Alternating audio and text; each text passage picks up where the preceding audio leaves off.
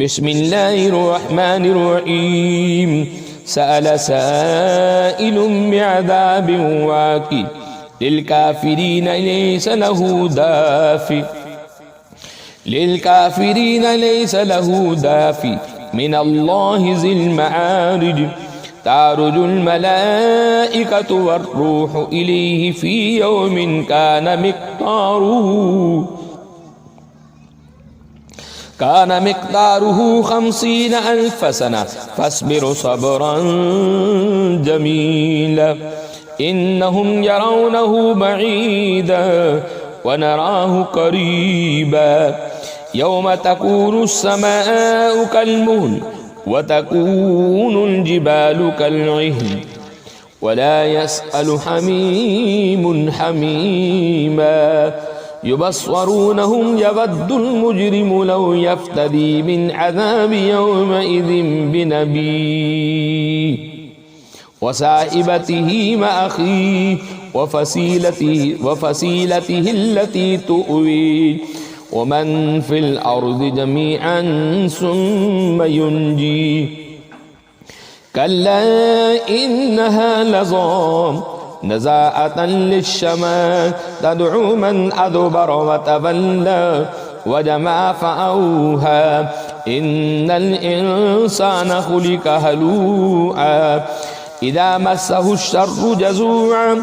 وإذا مسه الخير منوعا إلا المصلين الذين هم عن صلاتهم دائمون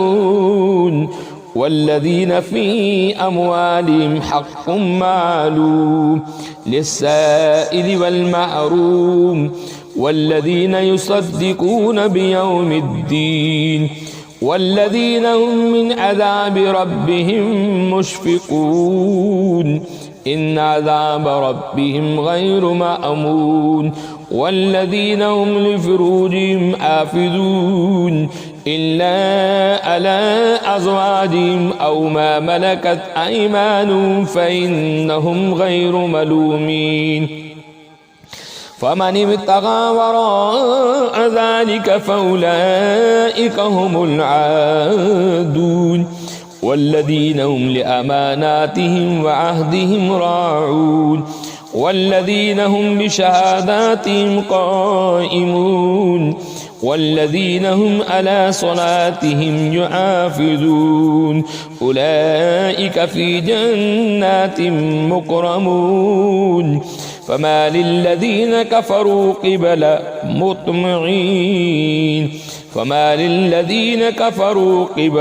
مهطمعين عن اليمين